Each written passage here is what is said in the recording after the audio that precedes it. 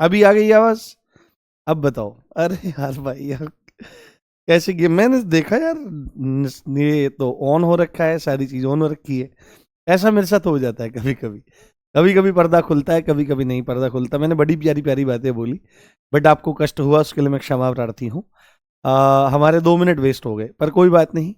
मैं आपको बोल रहा हूँ, नमस्कार दोस्तों, मैं राम भारद्वाज आपका स्वागत करता हूँ आपकी शानदार जानदार ज़बरदस्त हिंदी की कक्षा में, जहाँ पर हम लोग संज्ञा नामक अध्याय को समझ रहे हैं। और अब तक हमने संज्ञा अध्याय के अंतर्गत कल की कक्षा में हमने संज्ञा के शाब्दिक अर्थ को जाना, इसकी परिभाषा को जाना। उसके बाद हमने इसके भेदों की चर्चा करी, कितनी तरह की ये आपकी संज्ञा होती है। उसके बाद हमने यहाँ पर जानने का प्रयास किया कि व्यक्तिवाचक संज्ञा क्या होती है, उसके लक्षणों को हमने जाना। आज क्रमशः हम इसको आगे बढ़ाएंगे और जानने का प्रयास करेंगे आपकी जातिवाचक संज्ञा, उसके बाद द्रव्यवाचक संज्ञा, उसके बाद समूहवाचक संज्ञा, फिर भाववाचक संज्ञा। और इसके संदर्भ में जो जो जरूरी बातें हैं उनको हम देखते चलेंगे। ठीक है, तो आप सभी का स्वागत है, वंदन है, अभिनंदन है। मैं आपको ये बोल रहा हूं कि बस आपको प्रतिदिन आकर के कक्षा में बैठ भर जाना है और गंभीरता से चीज़ों को समझना है। यदि आप शुरू से लेकर अंत तक मेरे साथ जुड़े रहे, और मैं अभी एक चीज़ पर विचार कर रहा हूं कि सोमवार से शुक्रवार हमारी क्लास चलती है, तो क्यों ना शनिवार को पूरे के पूरे जो भी हम जितना भी कंटेंट हमने पढ़ा है उसका रिवीजन हो जाए with MCQs, with previous year question और विद मोस्ट इंपोर्टेंट MCQs, जिससे टॉपिक हाथ के हाथ हमारे तैयार होते चले जाएं। इसको हम YouTube पर करें। तो इस पर आपका क्या विचार है, एक बार मुझे जरूर बताइएगा। अभी मैं नहीं पूछ रहा हूं, अभी कोई जवाब ना दे, कक्षा के अंत में मैं इसको पूछूंगा, तब मुझे आप लोग बताइएगा। और फिर सेम टाइम पे हम लोग YouTube पर एक सेशन रख लेंगे, 1 घंटे का, 1.25 घंटे का, जो भी होगा शनिवार वाले दिन। तो ये हमारा क्या है, जिससे क्या होगा कि हमारे टॉपिक क्लास में तो क्लियर होते चले जाएंगे, आपको वीकली रिवीजन भी मिल जाएगा, मजा आ जाएगा। तो यहां पर हमारा टॉपिक चल रहा है बाबू संज्ञा। मैं थोड़ा सा इसका पेन का साइज बढ़ाता हूं, क्योंकि मैं कल खुद देख रहा था तो मुझे लगा कि पेन का साइज थोड़ा सा कम है, तो हम थोड़ा सा मोटा मोटा यहां पर लिखेंगे। टॉपिक का नाम चल रहा है संज्ञा। क्या चल रहा है? संज्ञा। संज्ञा नामक अध्याय को हम लोग देख रहे हैं, और संज्ञा नामक अध्याय में आज जो दूसरी संज्ञा आपको देखनी है उसका नाम क्या है? उसका नाम है व्यक्तिवाचक संज्ञा। कौन सी है बाबू?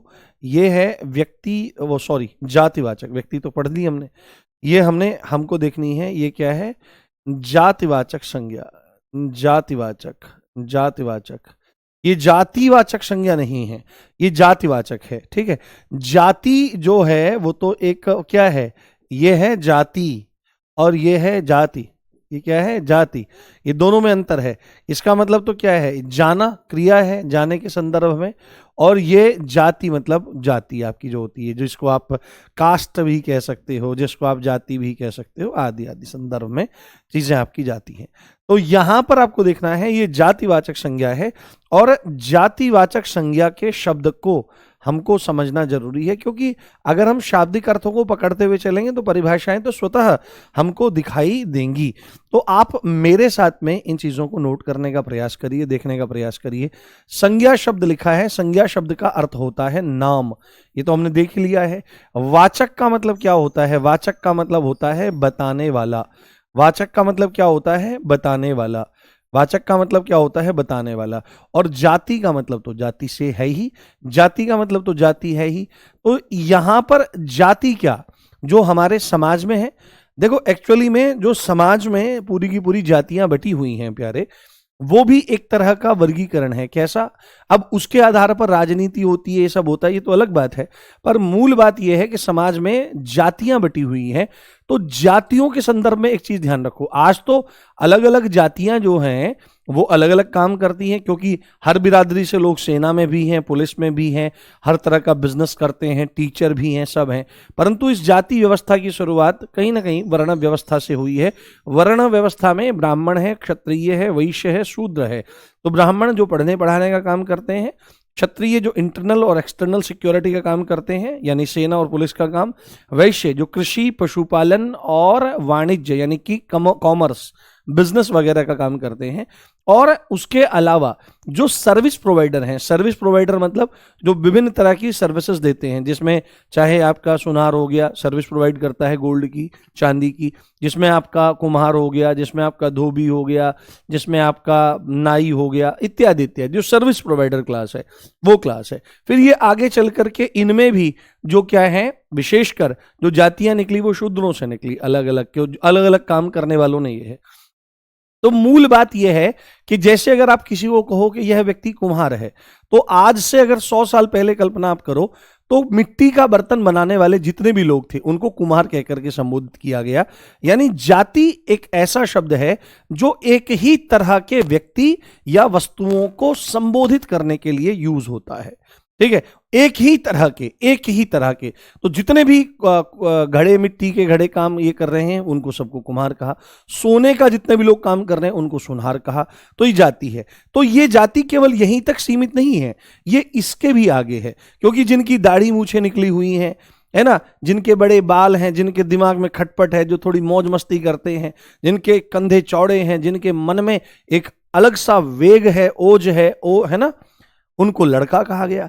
जिनमें थोड़ी सी बलखाहट है, ऐसे ऐसे थोड़ा सा चलती हैं ठुमक ठुमक करके और थोड़ा मुस्कुराती हैं, नैनों की तीखी चोट करती हैं, उनको लड़की कहा। जिनमें सब में लक्षण मिले, जाति।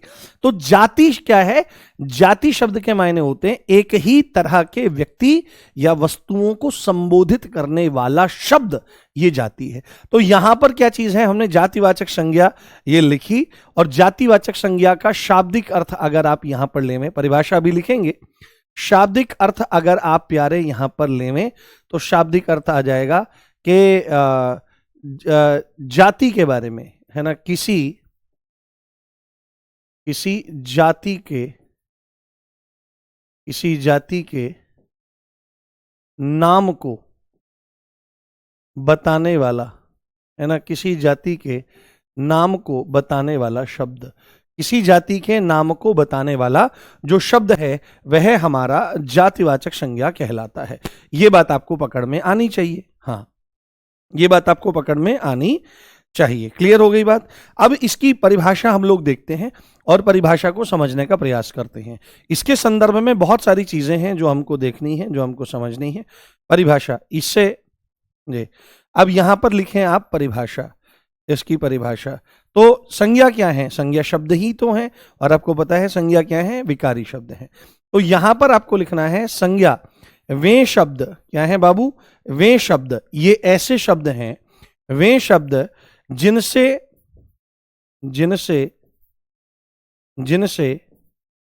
एक ही प्रकार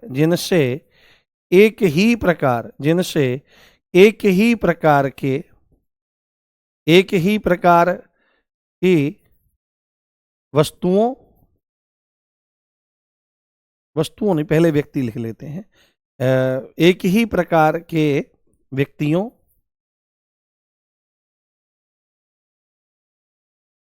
या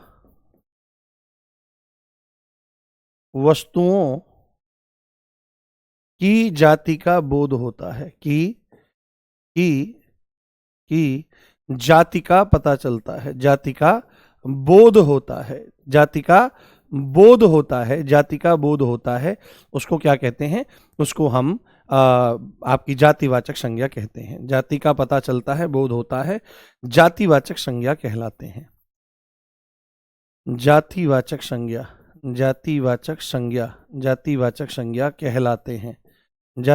संज्ञा कहलाते हैं। अब आप बोलोगे यहां पर कि जातिवाचक संज्ञा शब्द तो सर आपका क्या है कि स्त्रीलिंग शब्द है, आप कहलाते हैं लिख रहे हैं। तो हम इन शब्दों के बारे में इशारा कर रहे हैं, वे शब्द जिनसे एक ही प्रकार के व्यक्तियों, एक ही टाइप के जो लोग हैं या वस्तुएं हैं, उनकी जाति का बोध होता है, वो जातिवाचक संज्ञा कहलाते हैं। ये आपको ध्यान रखना चाहिए। जैसे उदाहरण मेरे प्यारे आपको देखने चाहिए और समझने चाहिए।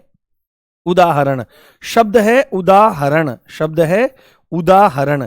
तो उदाहरण में जैसे अगर आपसे पूछा जाए कि रामायण, गीता, कुरान, बाइबल, तुलसीदास, ठीक है, आपसे पूछा जाए हिंदी साहित्य का इतिहास, तो ये सारी चीजें मैंने आपके सामने बोली, मैं पूछूं ये क्या हैं? मैं पूछूं ये क्या है, आप क्या जवाब दोगे? सर पुस्तक है। यानी कि ऐसी चीजें जो कागजों पर लिखी गई हैं और कुछ मोटी कुछ पतली हैं, जिन जो पढ़ने के काम आती हैं, उन सबको पुस्तक कहा। जिनकी दाढ़ी मूछें निकली हुई हैं उन सबको लड़का कहा। जिनकी थोड़ी सी चाल टटक मटक है उनको सबको हमने क्या कहा? उनको हमने स्त्री कहा। जितने भी ऐसे खड़े हुए हैं ऊपर ऊपर ऊपर और वो हिलते हैं डुलते हैं एक जगह स्थित हैं, उनको हमने वृक्ष कहा। तो वृक्ष कहा, पेड़ कहा। जितने भी आकाश में ऊंची ऊंची चोटियां भूमंडल पर हैं उनको सबको हमने पर्वत कहा। तो यहां पर इस तरह से आपको ध्यान देना है, जाति क्या है? जो एक ही प्रकार के व्यक्तियां वस्तुओं के बारे में बताती है। जैसे हम यहां पर शब्द लिखें पुस्तक, जैसे हम यहां पर शब्द लिखें नदी, जो सीधे ऊपर से नीचे की तरफ बहती हुई जलधाराएं हैं उनको हमने नदी कहा। अब अगर हम नाम लेते हैं क्या? गंगा, तो गंगा एक नदी का नाम है। तो एक नदी का नाम है, स्पेसिफिक नाम है, प्रॉपर नाउन है, तो व्यक्तिवाचक संज्ञा में। पर नदी जो शब्द है, नदी जो शब्द है, ये इस दुनिया की सारी नदियों को संबोधित करता है। पुस्तक इस दुनिया की सारी, है ना, जो पूरी दुनिया में क्या हो, पूरी दुनिया के वस्तुओं को, व्यक्तियों को अकेला शब्द संबोधित करता है, वो जाति कहलाता है। नदी हो गए, जैसे आपका पर्वत हो गया, जैसे आपका क्या हो गया? पर्वत शब्द हो गया। जैसे आपका शब्द हो गया लड़का, जैसे आपका शब्द हो गया बैल, तो बैल इस दुनिया के सारे बैल। जैसे हमने लिखा घोड़ा, तो इस दुनिया के सारे घोड़े। जैसे हमने लिखा तोता, ठीक है, तोता, आदि आदि। तो ये सब क्या हो गए बाबू? ये सब हमारे जातिवाचक संज्ञा में हो गए। मूल बात क्या है? जिनसे एक ही प्रकार के व्यक्तियों एवं वस्तुओं की जाति का पता चलता है। Is that clear? बताओ बताओ दोस्तों, इज दैट क्लियर? समझ में आई बात? कोई दिक्कत तो नहीं? अच्छा, सुबह सुबह हमसे पढ़ करके पूरा दिन बढ़िया रहता है। बढ़िया, मौज करो, तो कोई दिक्कत नहीं, मौज करो मेरे भाई, कोई दिक्कत कोई समस्या वाली बात नहीं है। यहां तक क्लियर हो गया? हाँ, समझ गए। अब आगे दूसरा टॉपिक। अरे अभी कहाँ रवि, रुको तो मेरे भाई, अभी तो बहुत सारी चीजें मुझे बतानी है इसमें आपको। अब ध्यान से एक बार देखने का प्रयास करो। यहां पर एक पॉइंट लिखो नोट करके, जो कि परीक्षा की दृष्टि से बहुत ज्यादा जरूरी है।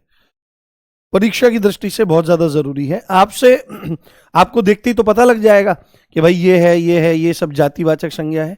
उसके बाद यहां पर एक नोट लिखो कि पदों के नाम, किसके? पदों के, पदों और व्यवसायों के नाम, पदों और व्यवसाय, जो भी पद हैं, पद और व्यवसाय, व्यवसायों के नाम, पद और व्यवसायों के नाम जो होते हैं वो क्या होते हैं बाबू? वो जातिवाचक संज्ञा कहलाते हैं। क्या कहलाते हैं? वो जातिवाचक संज्ञा कहलाते हैं। जातिवाचक संज्ञा कहलाते हैं। जातिवाचक संज्ञा कहलाते हैं। पदों और किसके नाम? व्यवसायों के नाम जातिवाचक संज्ञा कहलाते हैं। तो पदों के नाम में, जैसे पदों के नाम में, तो पदों के नाम में क्या आ सकता है? जैसे प्रधानमंत्री आ गया, तो प्रधानमंत्री एक पद है, ठीक है, प्रधानमंत्री एक पद है, ठीक है। जैसे राष्ट्रपति आपने लिख दिया, तो राष्ट्रपति एक पद है। जैसे आप यहां पर लिख दो विधायक लिख दो, जैसे आप यहां पर लिख दो विधायक, तो विधायक एक पद है। जैसे आप यहां पर एक चीज लिख दो मंत्री, तो ये सब क्या हैं? ये पद हैं। तो जितने भी आपके पद होते हैं वो क्या होते हैं बाबू? वो जातिवाचक संज्ञा होते हैं। पदों के जो नाम होते हैं वो जातिवाचक संज्ञाएं होती हैं, इस बात का आपको ध्यान रखना है। और व्यवसायों के नाम, अगर आप किसके? व्यवसाय, व्यवसाय क्या होते हैं? कारोबार, प्रोफेशन, जिनको आप प्रोफेशन कह सकते हो। क्या कह सकते हो? प्रोफेशन जिनको कहा जाता है। तो प्रोफेशन के नाम, प्रोफेशन में क्या क्या आ जाता है यहां से लिखेंगे हम लोग। तो जैसे डॉक्टर एक प्रोफेशन है, क्या है? डॉक्टर एक प्रोफेशन है। जैसे इंजीनियर, क्या है? इंजीनियर, अरे जैसे इंजीनियर, जो इंजीनियर होता है ये भी एक प्रोफेशन होता है। जैसे आप लोग बोलने लगो, क्या डॉक्टर को गलत लिखा है मैंने, क्षमा चाहता हूं। जैसे आप यहां पर लिखो आपका प्रोफेसर, तो प्रोफेसर भी क्या आ जाएगा? प्रोफेसर भी एक प्रोफेशन हो जाएगा। जैसे तमाम चीजें आप लिख सकते हो। देखो, कुम्हार होना भी तो एक प्रोफेशन ही था। जैसे सुनहार होना, जैसे क्या होना? सुनहार होना, सुनहार या सुनार, सुनार होना। जैसे लोहार होना, तो ये सब प्रोफेशन थे। तो ये सब के सब प्रोफेशन जो हैं, व्यवसाय जो हैं, ये सब के सब क्या कहलाएंगे? ये जातिवाचक संज्ञा कहलाएंगे। यह बात आपको बहुत अच्छे ध्यान रख लेनी है। और ये बहुत इंपॉर्टेंट है, यहां से प्रश्न आ जाता है कि प्रोफेसर शब्द क्या है, जातिवाचक संज्ञा है या हाँ अध्यापक? बिल्कुल, आप यहां पर लिखो, देखो अध्यापक लिखो आप यहां पर, बिल्कुल ये टीचर आप लिख सकते हो। अध्यापक भी तो एक प्रोफेशन है, एक कारोबार है, एक व्यवसाय है। अब आप कहोगे कि टीचिंग जो व्यवसाय कैसे हो सकता है? भावनात्मक बात नहीं, जो रियल बात है उसकी चर्चा हम लोग यहां पर करें। तो डॉक्टर, इंजीनियर, प्रोफेसर, कुम्हार, सुनार, अध्यापक आदि ये सब क्या हो जाएंगे? ये सब जातिवाचक संज्ञा कहलाएंगे। उसके बाद अगला इंपॉर्टेंट पॉइंट यहां आप नोट कर चुके होंगे हाँ, नोट कर चुके होंगे। हाँ हाँ, वकील, बिल्कुल लिखते हैं वकील। हाँ, पंडित, देखो कोई कह रहा है पुजारी, कोई कह रहा है पंडित। तो जैसे यहां पर आप लिखो वकील, तो वकील एक प्रोफेशन आ जाएगा। उसके बाद जैसे पुजारी शब्द है, तो पूजा कराने वाले को पुजारी कहा जा सकता है, तो आप भी पूजा कर सकते हो। जैसे कोई कह रहा है पंडित, ये जिस जिस तरह से आप इसको बोल रहे हो मैं समझ रहा हूं। मेरे बारे में आपको शायद अभी पता नहीं है, आप मेरे मस्तक पर यह चिन्ह देख रहे होंगे तो सोच रहे होंगे मैं बड़ी जातिवादी मानसिकता का व्यक्ति होऊंगा, पर आप 100% नहीं 1000% गलत निकलेंगे जब आप मेरी मानसिकता को जानेंगे। पंडित शब्द किसी के लिए भी प्रयोग किया जा सकता है, किसी के लिए भी, पूरे समाज में। पंडित कहते हैं जिसकी पंडा नामक बुद्धि जागृत हो गई है योग दर्शन के अनुसार, जिसको अपने काम में या किसी भी काम में सही और गलत के बीच में विवेक जागृत हो गया है, क्या सही है क्या गलत है। जितने भी लोग शास्त्रीय हिंदुस्तानी गायन में हैं उनके सबके सामने पंडित लिखा रहता है, पंडित लिखा रहता है। तो जरूरी नहीं है वो सारे ब्राह्मण ही हैं, तो वहां पर ये चीज आपकी नहीं आएगी। तो यहां पर पंडित लिखना सही नहीं है, पुजारी लिखना सही नहीं है, क्योंकि पुजारी कोई भी हो सकता है, पंडित कोई भी हो सकता है, पर वो एक व्यवसाय नहीं है। यहां पर देखो पंडित तो एक उपाधि है, यहां पर अगर आपको उसी श्रेणी में रखना है तो पुरोहित लिख सकते हो आप। क्या लिख सकते हो? पुरोहित लिख सकते हो, पर ये आपकी भावना और श्रद्धा के लिए लिख लिया है, पेपर से इसका दूर दूर तक कोई भी वास्ता नहीं है। तो कृपया जातिवादी मानसिकता छोड़ दें, और मेरी कक्षा में तो विशेष करके अगर आप ऐसा करेंगे तो कोई लाभ आपको देखने में नहीं आएगा।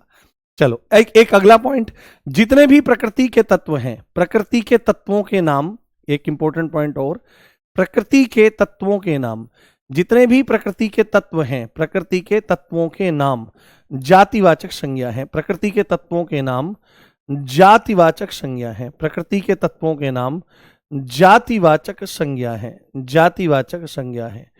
प्रकृति के तत्वों के नाम जातिवाचक संज्ञा है। तो प्रकृति के तत्वों में क्या क्या आ जाएगा? तो प्रकृति के तत्वों में जैसे आपका आंधी आ गया, तो आंधी जो शब्द है, ये आंधी शब्द जातिवाचक संज्ञा है।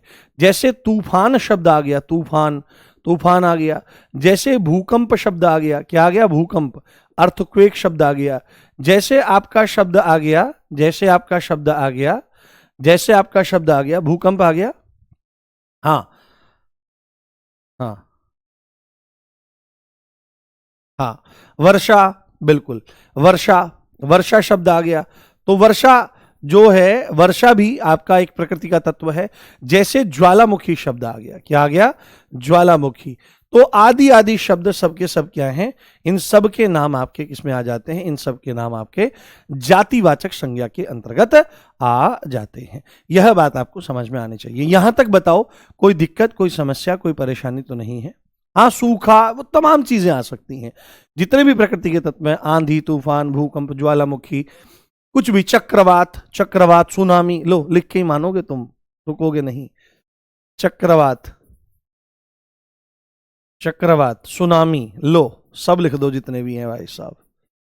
क्या भूगोल थोड़ी ही पढ़ा रहे हैं हम, यहां समझा रहे हैं भाई, चीजों को समझाने का मैं प्रयास कर रहा हूं। चलो, अब एक इंपॉर्टेंट क्वेश्चन मैं आपके समक्ष रखना चाहता हूं, उसका आपको जवाब देना है। हाँ, उसका आपको जवाब देना है बहुत अच्छे ढंग से। ये क्वेश्चन यूपीएसआई में आया था। हाँ, ये एक बहुत इंपॉर्टेंट क्वेश्चन है, पीवाईक्यू है। यहां पर मैं लिखता हूं और इसका आपको उत्तर देना है। गांधी, गांधी को राष्ट्रपिता,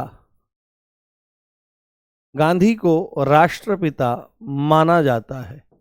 इसी टाइप से एक क्वेश्चन है, आप देख सकते हैं। गांधी को राष्ट्रपिता माना जाता है। वाक्य में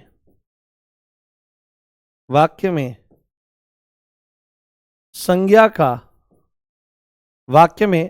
का रूप बदल रहा है। वाक्य में संज्ञा का रूप बदल रहा है। तो यहां पर 4 ऑप्शन मैं आपके समक्ष रख रहा हूं। ये क्वेश्चन है, इसको ध्यान से रखें। तो यहां पर है जातिवाचक से व्यक्तिवाचक, जातिवाचक से व्यक्तिवाचक संज्ञा, ठीक है, संज्ञा का ही मानना चलना है आपको। जातिवाचक से व्यक्तिवाचक। बी में क्या आ जाएगा? व्यक्तिवाचक से जातिवाचक, व्यक्तिवाचक से जातिवाचक।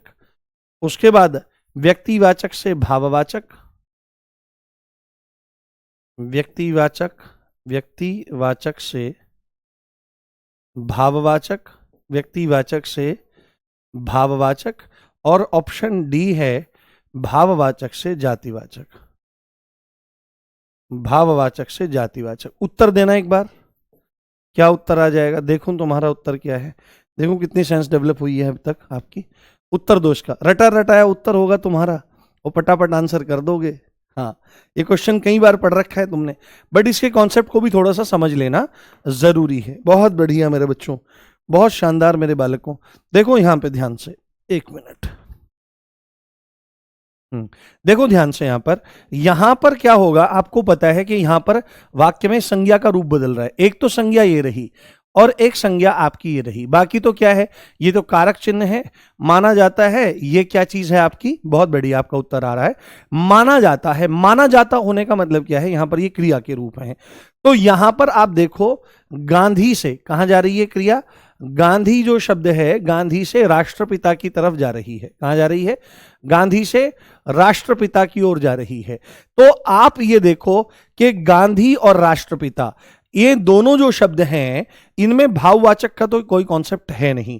तो भाववाचक वाले दोनों ऑप्शन तो यहां पर कैंसिल हो जाते हैं। क्या हो जाते हैं? भाववाचक वाले तो दोनों के दोनों ऑप्शन आपके कैंसिल हो जाएंगे, कोई मतलब ही नहीं है। बट यहां पर आ जाएगा जाति से व्यक्ति, व्यक्ति से जाति। तो गांधी क्या है? देखो, जो जातियां हैं, जातियां मतलब एक ही तरह के लोग। तो गांधी भी तो क्या है? गांधी भी तो एक जाति है। गांधी भी तो क्या जाति है? जैसे राहुल गांधी, ऐसे बहुत सारे गांधी हैं। महात्मा भी गांधी थे, मोहनदास करमचंद गांधी, मोहनदास गांधी उनका नाम था। तो गांधी एक जाति है। तो गांधी आपको यहां पर क्या लग सकता है कि गांधी क्या है भाई? गांधी तो एक सरनेम है, और हर जाति के पास अपना एक गोत्र होता है, अपना एक सरनेम होता है। तो ये तो एक जाति है। तो आपको तुरंत यहां पर ऑप्शन लगेगा कि भाई जातिवाचक से व्यक्तिवाचक लगा दो, बट नहीं। आप यहां पर देखो, अगर खाली शब्द लिखा रहता गांधी, खाली गांधी लिखा रहता, तो गांधी शब्द एक सरनेम है, तो जातिवाचक संज्ञा हो जाता। बट जब इसका रूप बदल रहा है कि गांधी से राष्ट्रपिता की तरफ ये फॉरवर्ड हो रही है, मूव कर रही है, तो यहां पर क्या काम करना है? यहां पर सारे गांधियों को राष्ट्रपिता थोड़ी ही कहा जाता है, राहुल गांधी को राष्ट्रपिता थोड़ी ही कहा जाता है, या पूरे के पूरे भारत देश में या विश्व में जितने भी लोगों का टाइटल या सरनेम या गोत्र या गोत गांधी है, उनको राष्ट्रपिता थोड़ी कहा जाता है।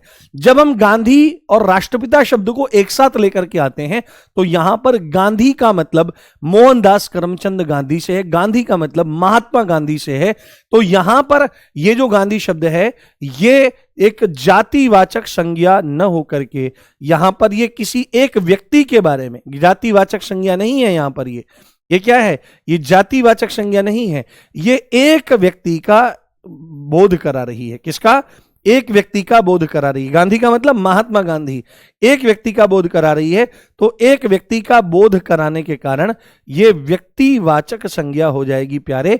और व्यक्तिवाचक से राष्ट्रपिता तो पूरे देश के पिता, तो सबके पिता हैं, तो जाति, ये राष्ट्रपिता तो जातीय शब्द की तरह से यह प्रयोग हो रहा है। तो यहां पर जो आपकी संज्ञा ट्रांसफर हो रही है, रूप बदल रही है, वो व्यक्तिवाचक से जातिवाचक की तरफ बदल रही है। यह बात आपको ध्यान रखनी चाहिए। ये कॉन्सेप्ट आपको बहुत अच्छे से क्लियर होने चाहिए, नहीं तो आपका क्वेश्चन पेपर में गलत हो सकता है। क्लियर? तो यहां तक हमने चीजों को जाना। अब मैं आपको एक अगला कॉन्सेप्ट बताता हूं जो इसी से संबंधित है। जो इसी से संबंधित है वो है व्यक्तिवाचक से जातिवाचक में परिवर्तन, है ना। संज्ञा क्या करती है? अपना रूप बदलती है। व्यक्तिवाचक संज्ञाओं का जातिवाचक संज्ञाओं के रूप में प्रयोग होना कि कैसे कैसे बदलती है। बताओ, यहां तक चीजें समझ में आ गई? कोई दिक्कत, कोई समस्या तो नहीं? बताइए दोस्तों। हाँ हाँ, बताओ। वॉइस नहीं आ रही? नहीं, वॉइस तो आ रही है। अब वॉइस नहीं आती तो झगड़ा हो जाता। बताओ, यहां तक कोई दिक्कत, कोई समस्या तो नहीं? एक बार थम्स अप करो सब लोग।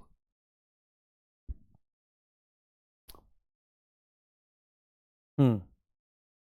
नहीं, राष्ट्रपिता भाव नहीं है, जाति है। सबके पिता। बहुत बढ़िया, नो प्रॉब्लम। बहुत शानदार दोस्तों, बहुत शानदार। अब देखो, एक कॉन्सेप्ट और बताता हूं, बहुत ज्यादा इंपॉर्टेंट कॉन्सेप्ट है, सीधे पेपर में आता है और पूछा जाता है। व्यक्तिवाचक संज्ञा का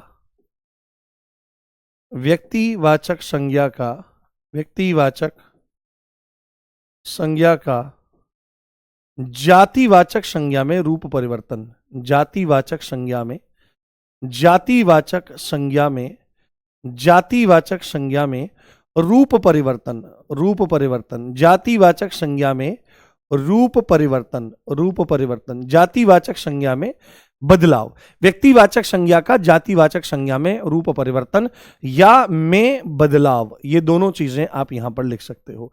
देखो, अभी एक चीज मैं आपसे पूछता हूं, एक पॉइंट आपके सामने रखता हूं, ध्यान से आपको समझना है, ध्यान से आपको समझना है। मैं यहां पर एक नाम लिखता हूं, विभीषण। क्या नाम लिखता हूं यहां पर? विभीषण शब्द लिखता हूं। क्या लिखता हूं बाबू? विभीषण शब्द मैंने यहां पर बहुत अच्छे ढंग से लिखा। मैंने यहां पर जयचंद शब्द लिखा, ठीक है। मैंने यहां पर जयचंद शब्द लिखा, जयचंद। और मैंने यहां पर हरिश्चंद्र शब्द लिखा। क्या लिखा? हरिश्चंद्र शब्द लिखा। तो मुझे यह जानना है कि इन तीनों शब्दों में कौन सी संज्ञा है? विभीषण, जयचंद और हरिश्चंद्र। हरिश्चंद्र क्या लिखेंगे? हरिश्चंद्र। हरिश्चंद्र हम लोगों ने यहां पर लिखा। तो विभीषण आपसे पूछा जाएगा विभीषण क्या है, तो एक व्यक्ति का नाम है। जयचंद एक व्यक्ति का नाम है और हरिश्चंद्र ये एक व्यक्ति का नाम है। ये एक व्यक्ति का नाम है। तो आप यहां पर सीधे सीधे कह सकते हो कि ये तीनों के तीनों तो भाई व्यक्तिवाचक संज्ञा है। कैसी हैं? ये तीनों की तीनों तो आपके व्यक्तिवाचक संज्ञा है।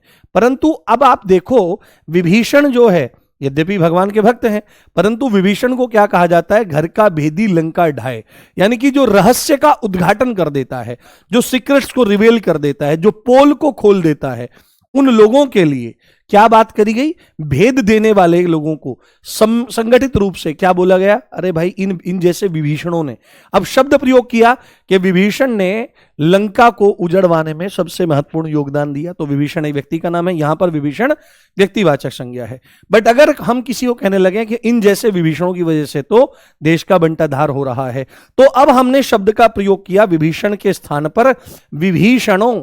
हमने यहां पर क्या बोला? विभीषणों शब्द बोला। क्या बोला? विभीषणों। तो जब हम विभीषणों बोल रहे हैं तो विभीषणों हम किन को बोल रहे हैं? इस दुनिया में जितने भी भेद देने वाले लोग हैं, भेद देने वाले लोगों की जाति। तो भेद देने वाले लोगों को संगठित रूप से एक जातीय नाम दिया गया, विभीषणों। तो जब हम विभीषणों बोल रहे हैं तो विभीषण ये व्यक्तिवाचक से किस में बदल जाएगा? ये जातिवाचक में बदल जाएगा। किसमें बदल जाएगा? ये जातिवाचक संज्ञा में आपका रूप परिवर्तन हो जाएगा। तो विभीषणों का मतलब क्या है? भेद देने वाले जितने भी लोग इस दुनिया में हैं उनको एक नाम दिया, उनकी एक जाति बनाई, विभीषणों। और आपको एक बात और पता होनी चाहिए कि यहां पर देख सकते हो व्यक्तिवाचक संज्ञा सदैव एक वचन रहती है। क्या रहती है? सदैव एक वचन रहती है। अगर आप उसको एक वचन से बहुवचन में ले जाओगे तो वह जातिवाचक में बदल जाएगी। उसके बाद जयचंद। अब जयचंद कौन है? जयचंद वो हैं जिनकी जो बेटी है उसको पृथ्वीराज चौहान ले गए, और पृथ्वीराज चौहान ले गए तो उससे विवाह किया। विवाह करने के बाद वो इतना नाराज हो गया कि उसने मोहम्मद गौरी को, है ना, मोहम्मद गौरी को क्या किया? पृथ्वीराज चौहान के बारे में सब सूचना दे दी, सब बता दी। तो जयचंद जो है वह शब्द किस संदर्भ में चला गया? गद्दार के संदर्भ में चला गया। अगर लिखा जाए कि जयचंद ने पृथ्वीराज चौहान को धोखा दिया, तो जयचंद शब्द लिखा रहेगा तो एक व्यक्ति का नाम है, तो व्यक्तिवाचक संज्ञा। और अगर मेरे अगल बगल 20 आदमी हो, उसमें मैं कहने लगूं ये भाई इन जयचंदों ने ही तो देश का नाश कर रखा है, या मुझे इन लोगों ने डुबो दिया, तो जैसे ही मैं जयचंद से जयचंदो लिख देता हूं, तो इस दुनिया के गद्दारों, है ना, सभी गद्दारों के लिए, किसके लिए? सभी गद्दार, जितने भी गद्दार हैं, गद्दार लोग, सभी गद्दार लोग, सभी गद्दार लोग, तो सभी गद्दारों के लिए एक जातीय शब्द का प्रयोग किया गया, वो है जयचंदो। और उसके बाद जब हम हरिश्चंद्र का नाम लेते हैं कि हरिश्चंद्र एक सत्यवादी राजा थे, तो हरिश्चंद्र जब शब्द बोल रहे हैं तो एक व्यक्ति का नाम है, व्यक्तिवाचक है। परंतु जब हम कह रहे हैं कि भाई इन जैसे हरिश्चंद्रों ने ही तो धरती को थाम रखा है, तो हरिश्चंद्रों शब्द जब हमारे मुंह से निकल रहा है, तो हरिश्चंद्रों तो हरिश्चंद्रों जैसे ही बहुवचन में जाएगा तो सत्यवादी लोग, तो जितने भी सत्यवादी लोग हैं उनको एक जातीय नाम हमने दिया हरिश्चंद्रों। तो यहां पर क्या हो रहा है? व्यक्तिवाचक से जातिवाचक में संज्ञा ट्रांसफर हो रही है। तो विभीषण से विभीषणों, जयचंद से जयचंदों, हरिश्चंद्र से हरिश्चंद्रों। ये बात आपको बहुत अच्छे से ध्यान रखनी चाहिए, बहुत अच्छे से समझ लेनी चाहिए ये। हाँ हाँ, क्लियर हुआ पॉइंट आपको? हाँ, पेन थोड़ा मोटा कर लेते हैं, उससे लेख बिगड़ जाता है बेटे, फिर उससे लेख बिगड़ जाता है। ठीक है, सारे कॉन्सेप्ट हम डिस्कस करके चलेंगे, क्योंकि हमारा लक्ष्य है 37/37। फिर क्वेश्चन कैसा भी आए हम भाई साहब उड़ाएंगे उसको, छोड़ेंगे नहीं उसको। हाँ, मजा आ रहा है? ठीक है, बहुत बढ़िया, शानदार।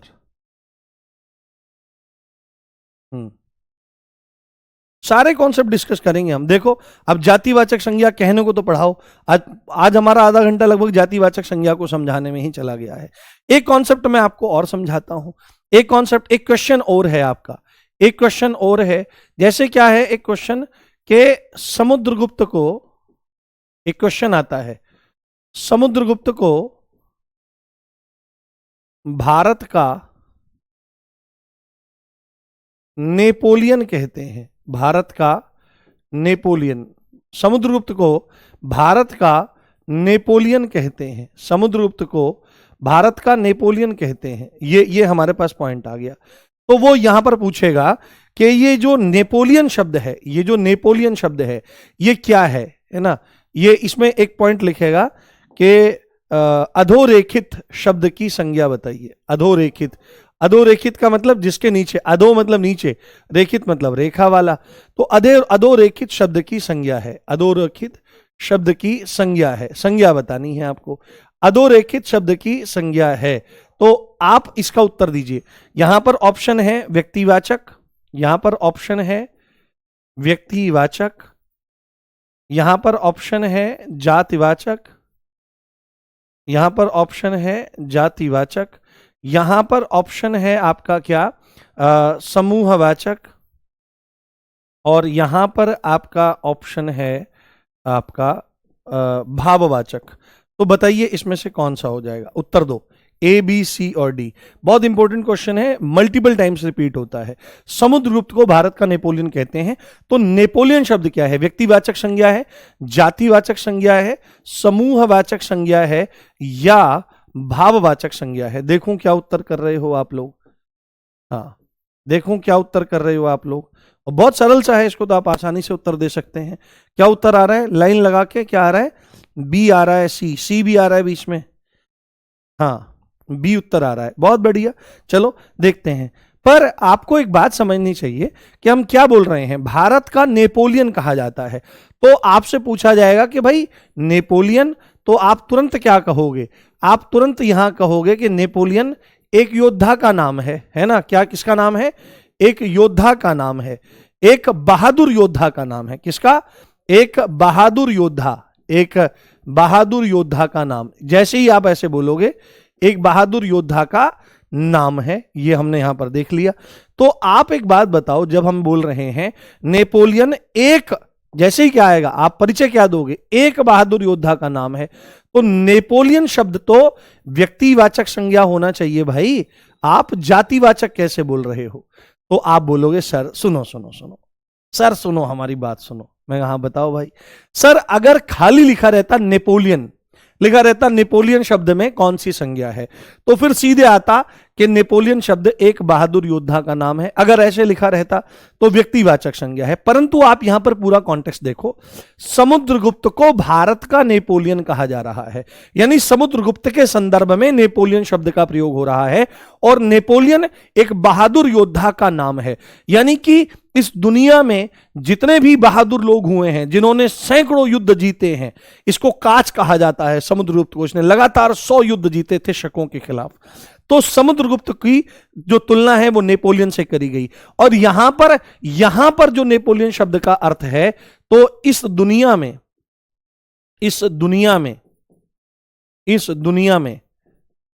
में सारे बहादुर लोगों की जाति के रूप में, बहादुर लोगों की जाति के रूप में शब्द का प्रयोग हो रहा है।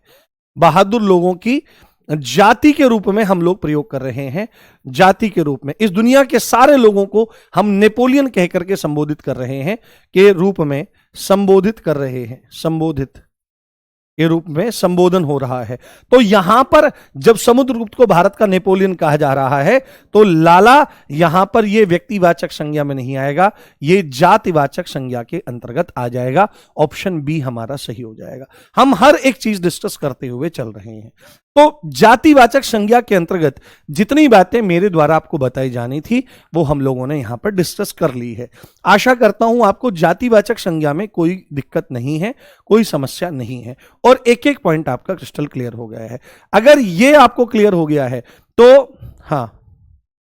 रस छंद अलंकार तो मैं आपको ऐसे करवाऊंगा, आप रुको, आप मेरे साथ रुको, आप देखो, एक एक टॉपिक आपका क्रिस्टल क्लियर होगा। बस आप कक्षा में आके बैठ जाओ और चीजों को देखते रहो। बताओ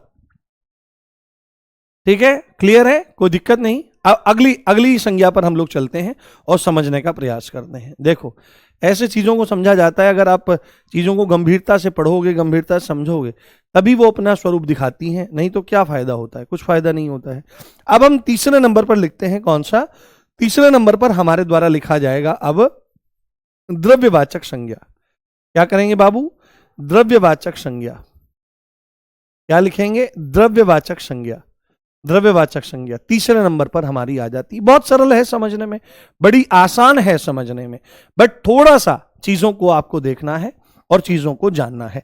हम जब भी किसी शब्द को देखते हैं, हम जब भी किसी शब्द को समझते हैं, तो हमको उसके लिए उसके शाब्दिक अर्थ का पता होना चाहिए। संज्ञा का मतलब होता है नाम, वाचक का मतलब होता है बताने वाला। वाचक का मतलब क्या होता है बाबू? वाचक का मतलब होता है बताने वाला, वाचक का मतलब बताने वाला। और ये द्रव्य शब्द है, इसको थोड़ा सा देखें ध्यान से। देखो मैं आपको एक बात बताता हूं, द्रव और द्रव्य इन दोनों शब्दों में अंतर है। द्रव कहा जाता है किसको? द्रव कहा जाता है आपके लिक्विड को, जो बहता है उसको द्रव कहा जाता है। और द्रव्य किसको कहा जाता है? पदार्थ को द्रव्य कहते हैं। ठीक है, अब ध्यान से समझो, ये जो द्रव्य शब्द है, आपकी वोकेबलरी भी स्ट्रांग हो जाएगी मेरे साथ, शब्दावली भी। तो यह एक अनेकार्थी शब्द है। क्या है लाला? ये एक अनेकार्थी शब्द है। यह एक अनेकार्थी शब्द है। यह एक अनेकार्थी शब्द है। यह एक अनेकार्थी शब्द है। अनेकार्थी शब्द का मतलब क्या है? अनेक और अर्थी, इन दो शब्दों से मिलकर अनेकार्थी बना है। और अनेक का मतलब क्या होता है? जो एक नहीं है, यानी एक से ज्यादा है। अर्थी मतलब अर्थ वाला, जिसके एक से ज्यादा अर्थ निकलते हो उसको अनेकार्थी कहा जाता है। तो इसके कितने अर्थ निकलते हैं? तो इसके अर्थ निकलते हैं बाबू, एक तो द्रव्य को पदार्थ कहा जाता है, पदार्थ को ही अंग्रेजी भाषा में मैटर कहते हैं। अब ये कौन सा मैटर है? ये वो वाला मैटर नहीं है, ओ भाई आ जाइए मैटर हो गया, ये वो वाला मैटर नहीं है। ये वो मैटर है जिसकी विज्ञान में परिभाषा दी जाती है कि पदार्थ उसे कहा जाता है जिसका कुछ ना कुछ द्रव्यमान होता है, मास होता है, भार होता है, और वो कुछ ना कुछ स्थान घेरता है। जैसे ये मेरे पास में एक कलम, इसको अगर मैं हाथ पर रखूंगा तो इसका कुछ ना कुछ तो वजन रहेगा, और बाबू ये स्पेस भी कैप्चर करेगा, इसको पदार्थ कहा जाता है। तो एक अर्थ इसका पदार्थ हो जाता है। और जैसे कभी किसी के पास कोई आता है, साधु आता है, महात्मा आता है, और कोई पंडित जी आते हैं, तो वो क्या कहते हैं? वो कहते हैं द्रव्य दक्षिणाम देही। तो द्रव्य मतलब धन के संदर्भ में भी आता है। किसके संदर्भ में? धन के संदर्भ में भी, रुपये पैसे के संदर्भ में भी आता है। परंतु हमको यहां पर धन का संदर्भ नहीं लेना है, हमको यहां पर संदर्भ लेना है पदार्थ का। किसका? पदार्थ। और इसी की पदार्थ की तीन मूल अवस्थाएं होती हैं। कौन सी होती है? ठोस होती है, ध्यान से देखना क्या लिख रहा हूं मैं, द्रव लिख रहा हूं, द्रव। और तीसरी होती है गैस। तो द्रव्य शब्द का मतलब पदार्थ, और पदार्थ की ही अवस्था द्रव होती है। तो यहां पर हमको क्या लेना है? इसका अर्थ पदार्थ लेना है। इसी आधार पर आप एक पॉइंट यहां पर लिख सकते हो कि द्रव्यवाचक संज्ञा का इसका अन्य नाम, इसका अन्य नाम पेपर में अगर लिखा आ जाए कि इसमें से पदार्थवाचक संज्ञा का उदाहरण कौन सा है, तो घबराना नहीं है, क्योंकि द्रव्य को ही पदार्थ और पदार्थ को ही द्रव्य कहा जाता है। तो पदार्थवाचक संज्ञा इसका अन्य नाम हो जाता है। क्लियर? अब हमको इतनी बात समझ में आ गई कि भाई द्रव्य का मतलब क्या है। द्रव्य का मतलब तो पदार्थ है, वाचक का मतलब बताने वाला, संज्ञा मतलब नाम। तो सीधे सीधे इसका जो शाब्दिक अर्थ निकलेगा, इसका सीधे सीधे शाब्दिक अर्थ निकलेगा, वो क्या निकल रहा है? शाब्दिक अर्थ यहां पर आपका निकल रहा है किसी पदार्थ का नाम बताने वाला, किसी पदार्थ का, बस इतनी सी बात है, किसी पदार्थ का नाम बताने वाला, किसी पदार्थ का नाम बताने वाला, किसी पदार्थ का नाम बताने वाला। तो जो भी शब्द किसी पदार्थ के नाम की चर्चा करता है, नाम बताता है, नाम बताता है, उसको क्या कहते हैं? उसको हम पदार्थवाचक संज्ञा कहते हैं। अब यहां पर अगर इसकी एक परिभाषा हमको बनानी है, देखो अगर आप इस तरह से चीजों को पढ़ोगे तो वो बहुत लंबे समय तक आपके दिमाग में रहेंगी। नहीं, ठोसवाचक क्यों बोल सकते हैं बाबू? ठोस द्रव्य जो है वो पर्यायवाची है पदार्थ का, न कि ठोस का।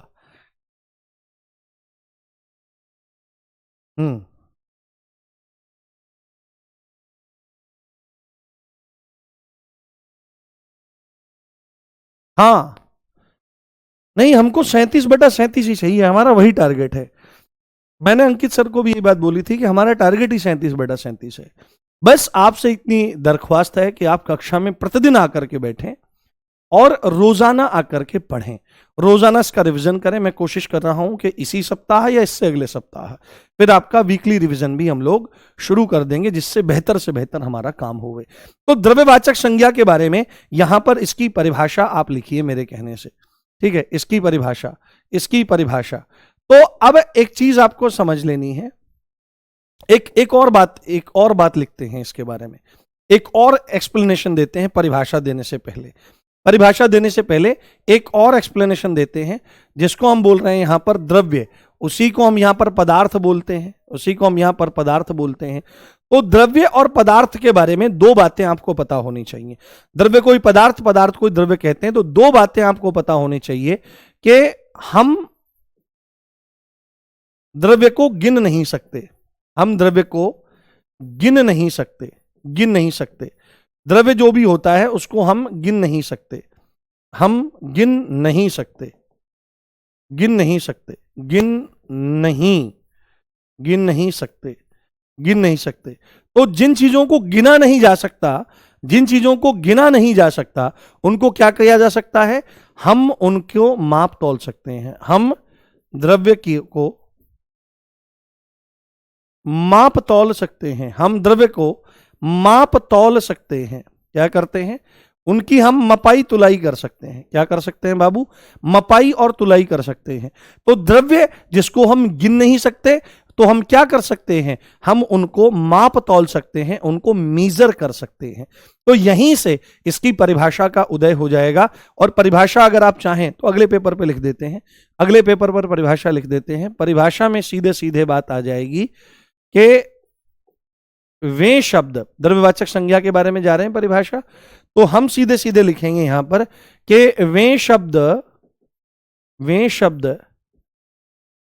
जिनसे माप तौल, जिससे क्या लिखा जाएगा? जिनसे माप तौल वाली वस्तुओं के, वाली वस्तुओं के नाम का या वस्तुओं का बोध होता है?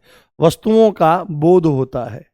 में शब्द जिनसे माप तौल वाली वस्तुओं का बोध होता है, बोध होता है, बोध होता है। आपकी द्रव्यवाचक, द्रव्यवाचक या इसी को और स्पष्ट करने के लिए पदार्थवाचक संज्ञा कहते हैं। क्या कहते हैं? पदार्थवाचक, हाँ, पदार्थवाचक संज्ञा शब्दों के बारे में है तो कहलाते हैं, कहलाते हैं। इसकी परिभाषा ऐसे ही बना सकते हो कि वे संज्ञाएं जिनसे माप तौल वाली वस्तुओं का पता चलता है तो उनको द्रव्यवाचक संज्ञा कहते हैं, या वे शब्द जिनसे माप तौल वाली वस्तुओं का बोध होता है द्रव्यवाचक या पदार्थवाचक संज्ञा कहलाते हैं। जैसे इसके उदाहरणों में अगर हम जाएं तो उदाहरण में किन किन चीजों को हम माप तौल सकते हो?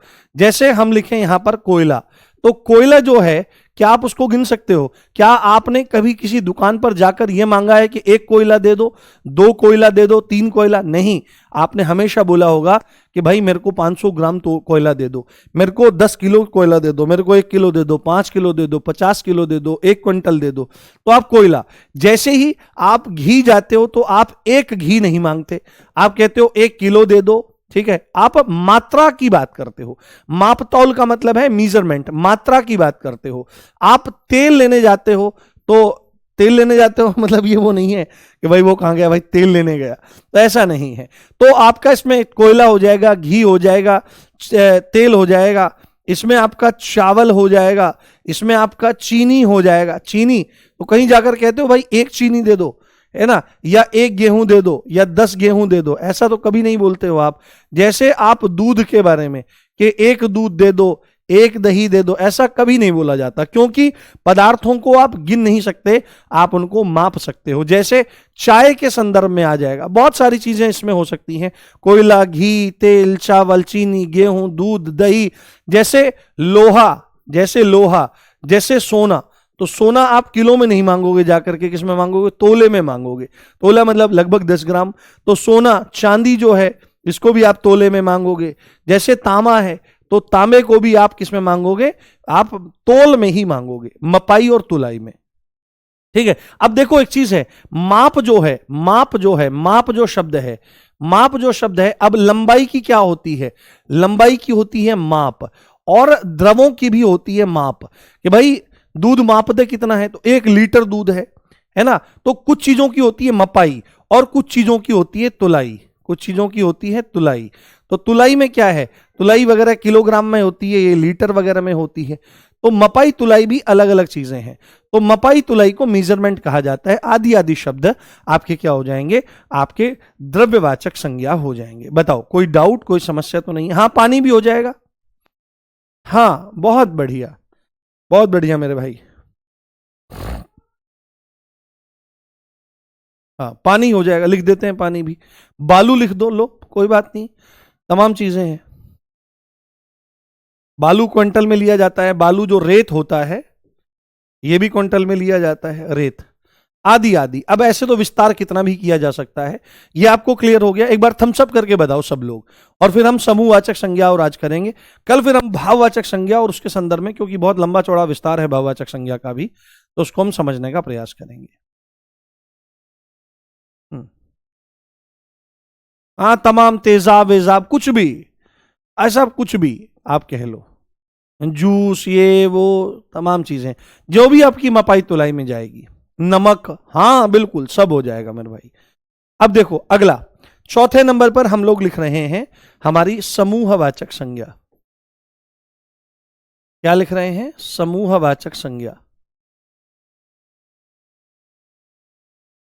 ये आज पूरी नहीं हो पाएगी, देखो कितना समय है हमारे पास, 10 मिनट है, हो जाएगी पूरी। चलो हो जाएगी पूरी। समूहवाचक संज्ञा को आज हम लिख लेते हैं, समूहवाचक संज्ञा। अब देखो संज्ञा का मतलब क्या है यहां पर? संज्ञा का मतलब यहां पर नाम से है। किससे है? नाम से है। वाचक का मतलब क्या होता है? वाचक का मतलब होता है बताने वाला। वाचक का मतलब क्या होता है? बताने वाला, बताने वाला, बताने वाला। और समूह का मतलब क्या है? समूह को ही समुदाय कह देते हैं। क्या कह देते हैं? समुदाय, या इसी को ग्रुप कह दिया जाता है। क्या कह देते हैं बाबू? इसी को ग्रुप कह दिया जाता है। तो समुदायवाचक संज्ञा इसका एक अन्य नाम भी है समुदाय, ग्रुप। और ग्रुप किसका होता है ना, कुछ व्यक्ति या वस्तुओं का संगठन जो होता है वही हमारा ग्रुप कहलाता है। इसका अन्य नाम भी ध्यान कर लीजिए आप, पेपर में अगर पूछने लगे कि भाई समूहवाचक जो संज्ञा है उसका अन्य नाम क्या है, तो आपको बोल देना है इसका अन्य नाम समुदायवाचक संज्ञा भी है। क्या है? समुदायवाचक संज्ञा, समुदायवाचक संज्ञा, समुदायवाचक संज्ञा इसका अन्य नाम है। पर हम तो यहां पर चर्चा कर रहे हैं किसकी? इसके शाब्दिक अर्थ की। तो यहां पर शाब्दिक अर्थ जो होगा इस समूहवाचक संज्ञा का, वो आपको क्या लिखना है? वो आपको क्या लिखना है कि समुदाय या समूह का नाम बताने वाला शब्द। तो क्या लिखेंगे इसमें? समूह या समुदाय का, समूह या समुदाय का नाम बताने वाला शब्द, नाम बताने वाला शब्द, नाम बताने वाला शब्द, समूह या समुदाय यानी ग्रुप का नाम बताने वाला शब्द। और बाबू एक बात आपको समझ में आनी चाहिए, कोई भी समूह है या कोई भी समुदाय है, ये किसका हो सकता है? तो समूह या समुदाय या तो व्यक्तियों का होगा, है ना, किसका होगा? व्यक्तियों का समूह होगा, या किसका होगा? या वस्तुओं का समूह होगा। दो ही बात है, या क्या होगा? या हमारे वस्तुओं का समूह होगा। तो अब यहां पर हम परिभाषा की तरफ अगर चलें और देखने का प्रयास करें कि भाई समूहवाचक संज्ञा की परिभाषा क्या बन सकेगी, तो आपको यहां पर परिभाषा लिखनी है कि वे शब्द, परिभाषा आपको लिखनी है कि वे शब्द जिनसे